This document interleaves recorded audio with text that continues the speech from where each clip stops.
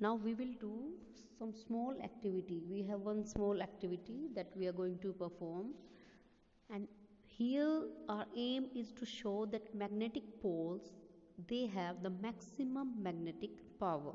Means magnetic poles, north and south poles, they have the maximum magnetic power. Though the magnet is always attracting the iron objects or the magnetic objects towards itself, but the magnetic power of a magnet, it is maximum at the ends, maximum at the two ends, which we call as the two poles of a magnet. So here we are going to perform one small activity that will prove that the poles of any magnet, they have the maximum magnetic power.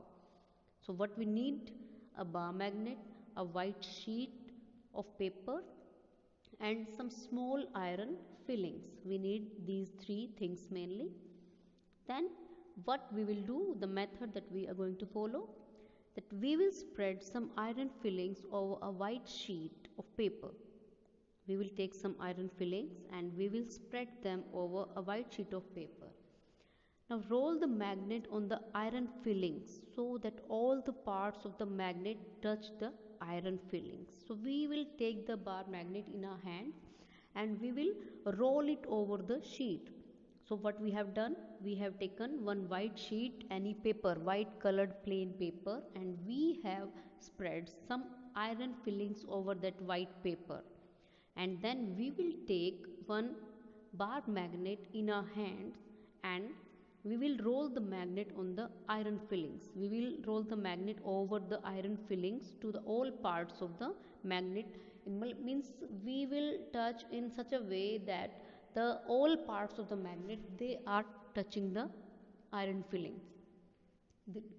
The magnet from top to toe, it should be able to touch the iron fillings. We will roll the magnet in such way that all parts of the magnet, they are able to touch the iron fillings.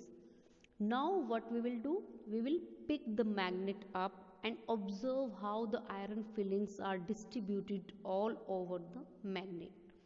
So after few seconds, only few seconds are enough.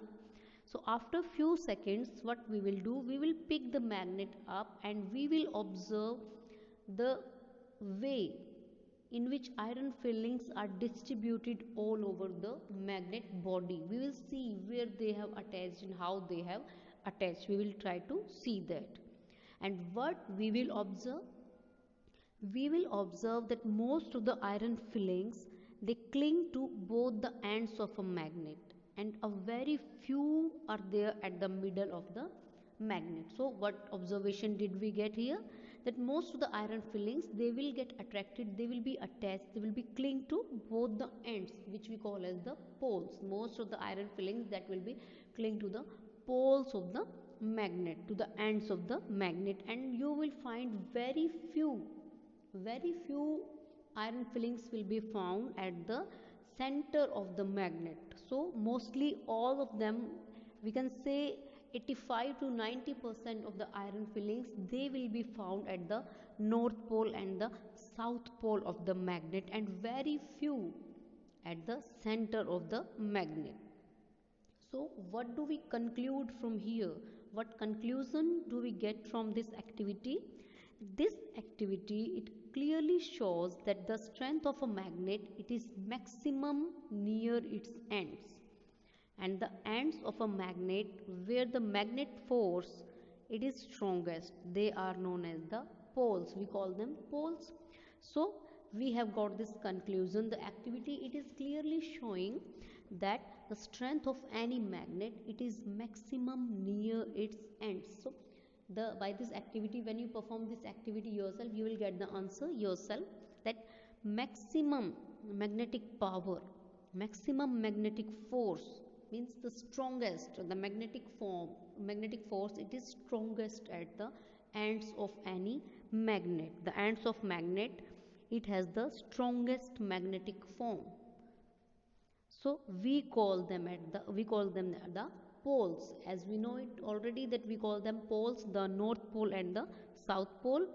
And it is not wrong to say that magnetic force is negligible or zero, nearly zero, at the center of the magnet, because maximum magnetic force, it is found at the ends, at the different poles, north pole and south pole of any magnet.